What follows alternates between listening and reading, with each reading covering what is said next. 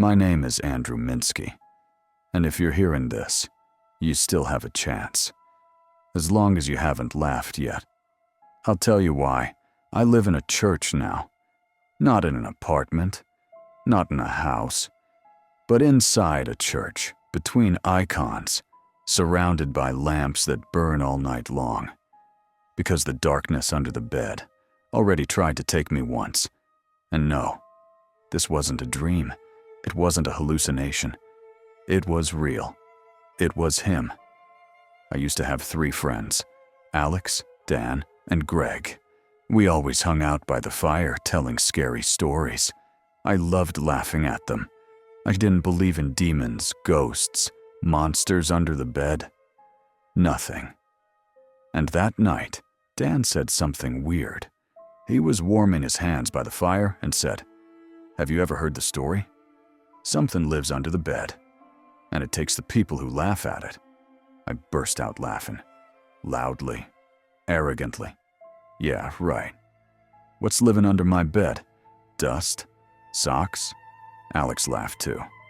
Greg tried to smile but looked uncomfortable. I noticed and asked, "Hey, what's up with you?" He said quietly, "When I was little, I saw something. Under my bed. A shadow. My mom told me I imagined it. But later, I heard her whisper through the door." "Don't laugh at it, Greg." We laughed even harder. I wiped tears from my eyes and said, "Guys, come on. If something was under my bed, I'd be the first to notice." Greg looked at me strangely, almost like he wanted to warn me. "It hears laughter," he said, "especially laughter about him." But I didn't listen. I kept laughing. I came home around 3 in the morning. Heavy rain outside. Quiet apartment. Everything normal.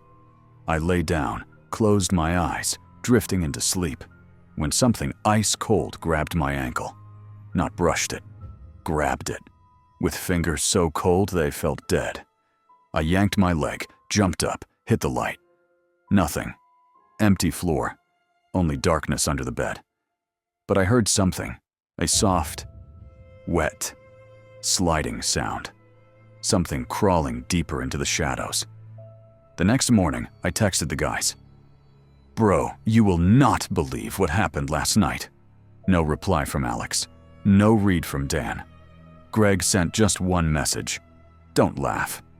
By afternoon, Alex's mom called me, crying. "Andrew, Alex is missing. His car is here. His phone is here. But he's gone." The next day, Dan disappeared. Then Greg. 3 days. 3 friends. All gone. And every place they vanished smelled like water, like a lake, like something wet had been waiting there. I went to Dan's apartment. His door was wide open. Inside, the floor was covered in water, cold, still water, like a thin flooded layer. "Dan." I walked into the bedroom and froze. Dan was kneeling by the bed, bent down, staring underneath. I whispered, "Dan." He slowly turned his head, very slowly, like his neck didn't want to move. And I saw his eyes. White, cloudy, swollen. The eyes of a drowned man. He opened his mouth. Water bubbled inside. Then suddenly, 2 long, swollen gray hands ripped him under the bed. So fast he didn't even gasp. Cold water exploded out from underneath the bed, flooding the room instantly. It rose up my legs, my knees, freezing. And inside that water, I saw faces. Alex, Greg, dozens of others, all staring up at me from below. And behind them, something moved. More hands burst out of the water, pale and bloated, like corpses that had been underwater for months. They grabbed my clothes, my legs, pulling me toward the opening beneath the bed, which wasn't a space anymore. It was a hole, a bottomless black pit. And from that darkness, something slowly rose. Its skin was pale, like the belly of a dead fish. Its hair hung like wet lake weeds. Its eyes were 2 dark pits filled with water. It lifted its head and laughed, a gurgling, wet laugh, like someone laughing underwater. One of its hands grabbed my wrist. The skin was mushy, slippery, bone grinding underneath. It started pulling me into the dark. I braced my feet, pushing against the wall. I kicked, I screamed, I bit its hand, and tasted rot, mud, and old, dead water.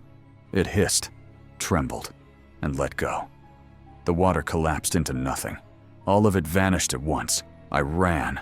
Down the stairwell, men behind me. Schlap, schlap, schlap. Wet footsteps. Something following me, dragging itself behind. And a voice. And, Drew, you laughed. I heard you. I sprinted until I saw a church. The doors were open. I flew inside. The priest shut the doors behind me. Night fell. Inside the church, I sat between icons with a candle in my hand. But the darkness followed me. Cold water began seeping under the door. Drop, drop, drop. Then a pale hand slid under the crack. Long fingers. Swollen. Dripping. I didn't breathe. The hand crawled closer. Closer. Reaching for my foot.